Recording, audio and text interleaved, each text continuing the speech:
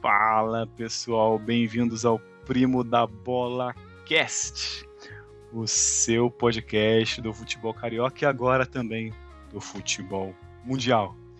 Estou aqui, Eduardo Gigantesco da Colina, com o meu primo Bruno. Fala pessoal, tudo bem?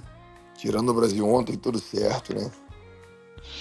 É isso, depois de um breve ato, estamos de volta, né? 100% dedicados novamente. E voltamos, infelizmente, num momento não tão bom para o futebol brasileiro, né, Bruno? Gente, olha, não sei nem por onde eu começo. Foi a maior vergonha da seleção pós 7-1 e tem gente falando que foi o maior da história. Que porrada, né? O Rafinha prometeu porrada, só não falou de que lado que seria, né? Levamos porrada. Cara, eu tô rindo aqui, mas é o famoso rir para não chorar, né? O futebol é isso, cara. Tem as provocações, né? Tem que assumir. Uma vez provocando, tem que assumir. Falam muito do Romário, né? Mas o Romário, ele falava, ele resolvia em campo, né? Parece que esses jogadores aí não conseguiram resolver em campo. Não só os jogadores, né? Acho que é um conjunto de toda a obra do trabalho aí. Sim, eu acho que o Rafinha ele foi colocado numa situação ali que ele tinha que responder isso, né? Que o Romário perguntou pra ele: "E aí, Rafinha, porrada neles?" Se o Rafinha falasse que não, talvez iriam chamar ele de medroso, enfim, frouxo. E aí ele respondeu o que todo mundo queria ouvir. Só que, na realidade, ontem, na hora do jogo, não foi isso que eles pareceram que queriam fazer. O Brasil foi um time covarde, não jogou nada, ficou na roda. E 4-1 foi pouco. Sem medo de errar, foi pouco. É isso. E o... Não, é isso. Não tem muito o que agregar. E foi a maior goleada, né? Em 10 anos. Cara, eu tenho uns dados aqui que eu posso te trazer. Traga, por favor. O Brasil nunca tomou 4 gols numas eliminatórias da Copa. Então, já é histórico Na por si história? só. Na história. Cara. Nunca tomou. Tomou ontem pela primeira vez. O Brasil, em 5 jogos contra a Argentina, fez apenas um gol, que foi ontem. Que não foi nem um gol criado, foi um gol achado, né? Essa é a verdade. O jogo tava tão fácil que o zagueiro deu uma dormida. E aí o Matheus Cunha roubou a bola e fez o gol. Eu ainda xinguei o Matheus Cunha quando ele chutou a bola. Eu achei que ele não ia fazer o gol. Cara, mas se ele não chutasse ali, a gente não teria mais nenhum chute no jogo. Não, mas tinha um cara na direita passando, não tinha? Eu acho que foi o gol só aconteceu porque o goleiro pensou a mesma coisa que eu. Eu falei, toca essa bola, Matheus Cunha. O goleiro deu um passinho pra esquerda, esperando que ele fosse tocar pro cara que tava abrindo. E esse O passinho... goleiro foi tentado. esse passinho que foi que fez o gol, o chute do Matheus Cunha ficar assim, indefensável, porque ele pegou no contrapé. Pessoal, tem aqui os dados para vocês terem noção. A gente deu 3 chutes no gol, né? Um foi o gol do Matheus Cunha e mais 2 chutes do Rafinha, que foram 2 faltas. Uma raspou no travessão, foi até mais perigosa. A outra foi um chute na barreira, que não deveria nem ser contado como finalização. Mas enfim. E a Argentina teve 12 chutes. Então, para vocês verem a diferença. A posse da bola até foi parecido, mas enfim. Quem viu o jogo sabe que foi um massacre deles e 4-1 foi barato. Eu tenho uma comparação aqui muito boa. Eu falei no início do nosso programa de hoje que foi a segunda maior derrota assim, da seleção na história. E, cara, se eu for mostrar para vocês esses dados de Brasil e Alemanha, é capaz de vocês acharem que ontem foi pior ainda. Por quê? Brasil e Alemanha, o Brasil deu 18 finalizações no gol. Ontem foram só 3. A posse da bola também foi igual. Tivemos mais escanteios, mais posse, enfim. Isso mostra que, nos dados, o jogo até foi mais equilibrado. O que aconteceu em Brasil e Alemanha é que a gente tomou 5 gols em 20 minutos. Foi um apagão, né, cara? Acho que da Alemanha foi um apagão, né? Exatamente, foi um apagão de 20 minutos. Só que ontem a gente não jogou bola. Entrou dormindo, não jogou bola. Parecia time grande contra time pequeno. Foi absurdo. Vergonhoso. E se você tivesse ali, cara, na posição do nosso querido reeleito presidente da CBF, o que o Bruno Primeiramente, faria? o erro é ele ser reeleito, né? Mas já Não, que ele foi o erro não é ele reeleito, ser reeleito, eu não vou falar de política, mas só ele se candidatou, pô. o Ronaldo Fenômeno tentou, só que, Então, enfim, não teve apoio, e aí ele foi reeleito. Já que ele está lá, eu acho que o Dorival não tem mais condição. O Dorival tem maior respeito por ele, que ele foi campeão no Flamengo, enfim. Mas não dá mais para ele, não deu liga. E, olha, é difícil que eu vou falar, porque nem eu acreditava nisso, mas eu acho que a gente precisa de um técnico bombeiro para apagar esse incêndio aí. E não vem ninguém na minha cabeça sem ser o Tite. Olha que o Tite foi um cara que foi muito mal no Flamengo, mas na seleção ele deu liga. Então, eu acho que eu traria ele por esse ano até a Copa.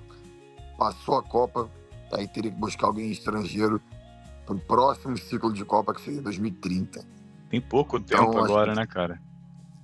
então, acho que teria que ser agora uma pessoa que já conhece.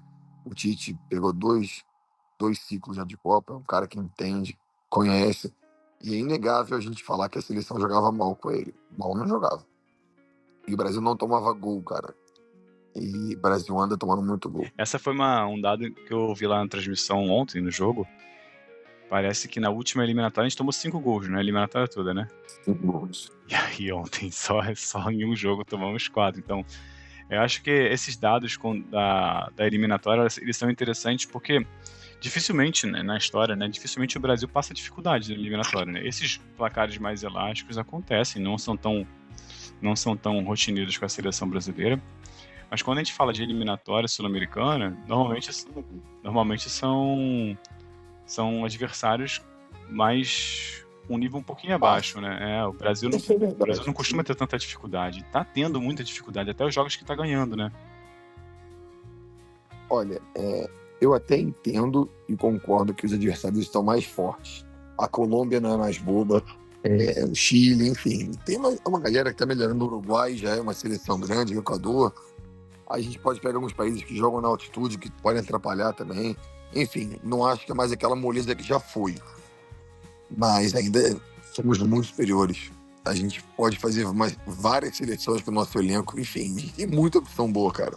A gente tem uma estrutura absurda na CBF, staff, enfim. A gente não pode estar passando por isso. Assim, falando individualmente de pessoas, né? Jogadores. Eu não acho que individualmente a nossa seleção é uma seleção ruim. Talvez falte aquele protagonista, né? Igual o Romário costuma defender, né? Que tinha o Ronaldo, tinha o Romário, o Neymar, que foi durante um tempo. Talvez não tenha hoje essa pessoa, né? O Vini Júnior tem atuações e temporadas boas, mas acho que ele não é o cara da seleção. Talvez venha a ser, tomara que seja. Mas tirando esse fato que a gente hoje não tem essa pessoa, que é o grande líder da seleção, individualmente a gente tem boas peças, né? Nós temos bons jogadores que se destacam internacionalmente. Eu não sei exatamente se é uma questão mais tática. A gente não tem aquela jogada, aquele domínio, né, nas partidas. A gente não consegue. Me lembra um pouco do Vasco também. Com essas devidas proporções. A gente não consegue reagir quando a gente tem uma perspectiva um pouco mais desafiadora dentro do campo, né? Então, não sei, cara. Não sei se é mental. Parece que são outros jogadores quando estão com a camisa da seleção, né?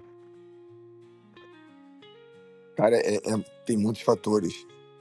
Eu acho que o Vini Júnior não assumiu o protagonismo na seleção, coisa que ele tinha que estar fazendo isso, até porque ele é o melhor jogador do mundo. A gente tem o Rafinha, que atualmente é o melhor do mundo. Então, enfim, a gente não pode falar que a seleção é fraca de jeito nenhum. Não é, pessoal? Não é. Até a zaga também, que ontem foi muito mal, foi o pior setor. Também a gente tem excelentes nomes, então a gente não pode tomar esse baile da Argentina. É uma coisa que eu tava pensando hoje, não sei se você vai concordar comigo, é até difícil que eu vou falar, tá? Mas eu acho que hoje o Messi não é mais fundamental e necessário para a Argentina, porque a Argentina hoje já sabe jogar sem o Messi. É um E o trabalho Brasil de longo não prazo, sabe. né, cara? Ah, o Brasil não sabe. É, É um trabalho de longo e o prazo Brasil que não sabe jogar assim, Neymar. tem sido feito, né, cara? O próprio treinador da seleção argentina vem chamando jogadores novos, trazendo rodagem. Então, acho que é bem diferente, né? Bem diferente. E tá aí fazendo um comparativo com isso que eu te falei agora, o Brasil não sabe jogar sem o Neymar. Você viu, falta esse cara de referência e sem dúvida nenhuma é o Neymar. O Vini Júnior ainda não conseguiu, o Rafinha, eu acho que na seleção já até oferece, já se mostrou melhor, né, na seleção, mas o Vini, por enquanto, nada. O Rodrigo também, que eu acho que é craque, nada. Enfim, eu até queria aqui depois ponderar com vocês algumas questões individuais sobre a atuação de ontem, que teve alguns jogadores que eu achei muito abaixo e alguns que eu acho que nem devem mais ser convocados. Habla, Porque habla, Bruno. hoje eu vou falar. Vou falar espanhol não, porque isso me lembra Argentina. Verdade. Não, cara. Fala aí, fala aí. Mas olha só, o Marquinhos é um cara que fez muito pela seleção, muitos jogos, é o capitão, mas eu acho que o Marquinhos não dá mais. Outro que eu acho que não dá mais, nem deveria ter ido, é o Guilherme Arana, lateral esquerdo. Não tem condição, cara. Não é porque eu sou flamenguista, não, mas o Alexandre estava no banco. O Arana fazendo uma péssima partida e o Alexandre não entrou. Então acho que erro do Dorival em relação a isso. Agora, Joelinton é o cara mais sem vontade que eu já vi na seleção brasileira atual. Porque ele foi mal contra a Colômbia e foi mal ontem. E tu vê que o cara não esboça uma reação, sabe? Tanto isso o Dorival percebeu e sacou o Joelinton cedo do jogo. E tava mal. Se a gente tiver que falar que alguém foi bem é uma palavra muito forte. Forte Mas mesmo. eu acho que ontem foi um desastre. Mas eu acho que o Matheus Cunha, não pelo gol, mas eu acho que ele tentou alguma coisa, o que deu. Eu acho que o André, que era do Fluminense também, tentou ditar um pouquinho ali meio campo, mas é bem complicado. Vamos falar também um pouquinho sobre os jogadores do Flamengo que estavam lá, né? É importante falar do Wesley.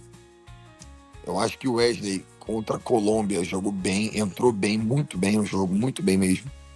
Ontem eu acho que ele sentiu um pouquinho. Que assim, cara, ele joga aqui no Brasil, o nível técnico é bem abaixo do que se enfrentar uma Argentina. Ele Isso é muito não é um novo, né, demérito. cara? Ele é muito novo. Ele é novo. Então, assim, se ele acha que vai conseguir arrastar a bola igual ele arrasta pela lateral e pro meio campo, igual ele faz aqui no Brasileiro, não vai acontecer. Ontem ele tentou, mas viu que não dava. Ontem eu acho que ele sofreu um pouco defensivamente. É. Mas Acho também, que defensivamente foi o maior problema, né? Porque, tudo bem, né? Ofensivamente ele se destaca, né?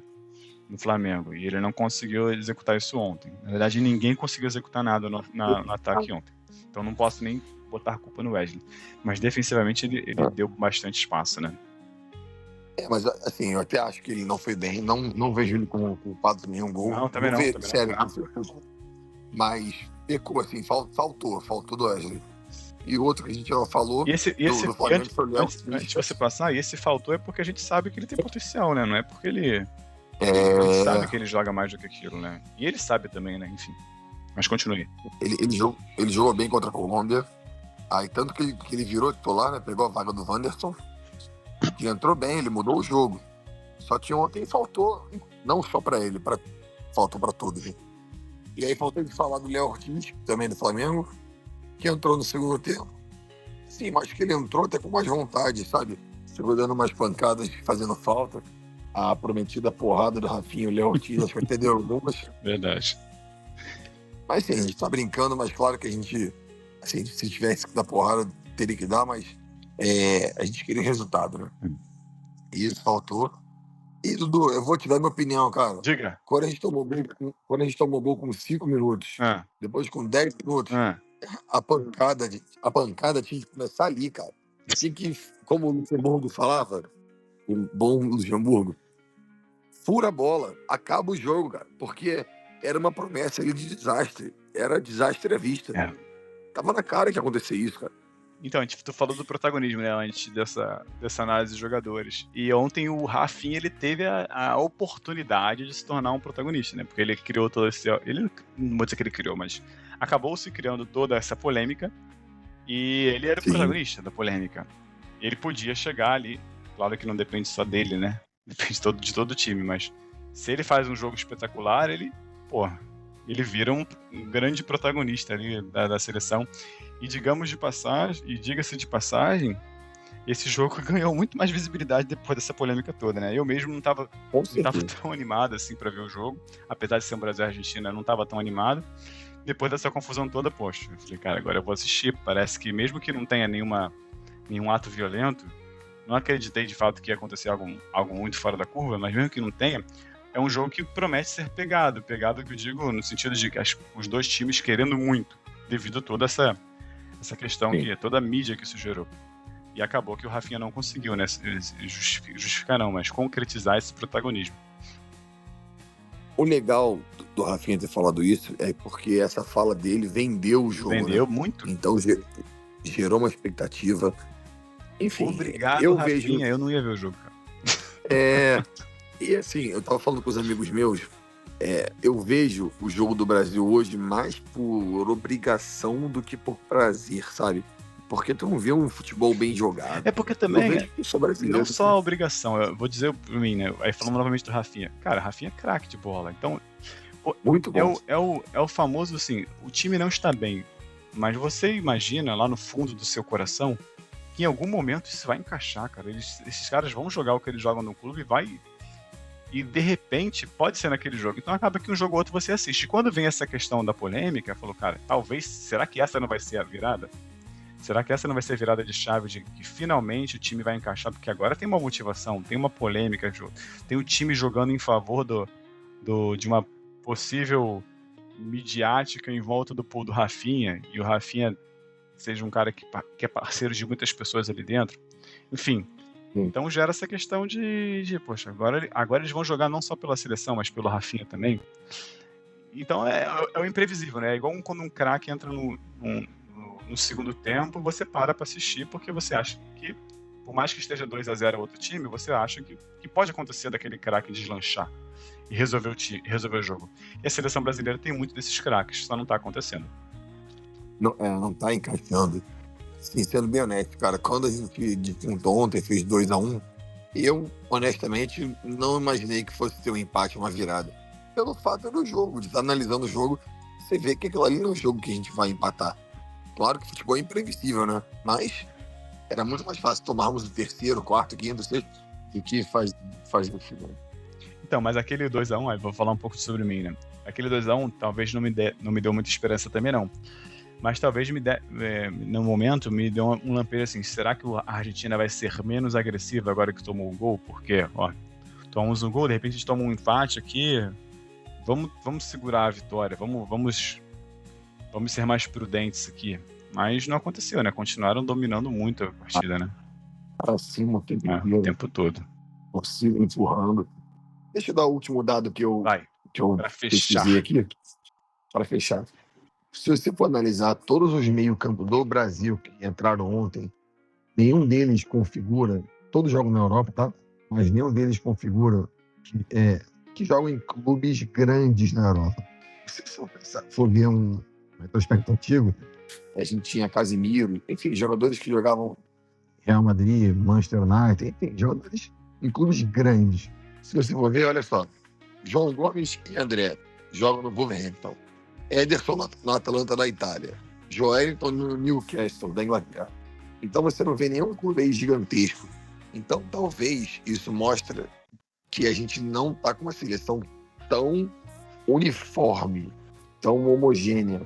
A gente pode estar com um ataque maneiro, pontas maneiras, né? Que é o Vini e o Rafinha, que no caso ainda não estão tão bem. A gente pode ter uma zaga em nomes boa, só que ontem eles foi muito mal.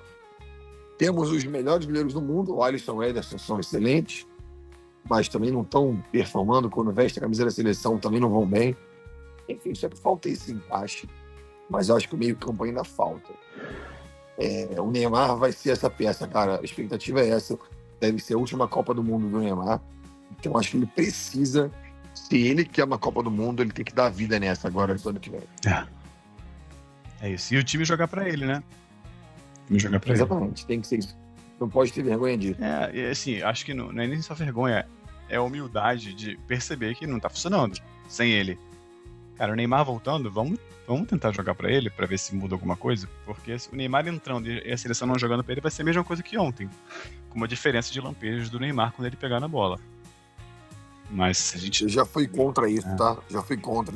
Joga pro Neymar por quê? Mas você vê que sem ele não Mas dá. é fuga, né? Não dá. É fuga, hoje é fuga. Sem o Neymar somos comuns. E E o Brasil não pode. Não. E jogando pro Neymar, talvez esses outros jogadores excelentes vão conseguir se sentir mais confortáveis para jogar taça futebol, né? Com menos pressão, né? É. Eu também penso nisso. Que Vini Júnior sem pressão, Rafinha, Rodrigo. Se eles forem excelentes coadjuvantes, pode ser melhor pra Sim, gente. sim. É isso. Bom, vamos encerrar então por aqui. Hoje foi diferente, mas foi legal, gostei. Fugimos um pouco do escopo depois essa breve pausa, mas voltaremos a falar de futebol carioca, que agora vai começar com o Campeonato Brasileiro, campeonatos internacionais. Tem o Mundial também, né? Chegando aí, no novo formato. Vamos falar sobre isso. E esperamos vocês por aqui, tá bom? Fiquem aí antenados. Muito obrigado pela audiência e um grande abraço. Valeu, galera. Um abraço.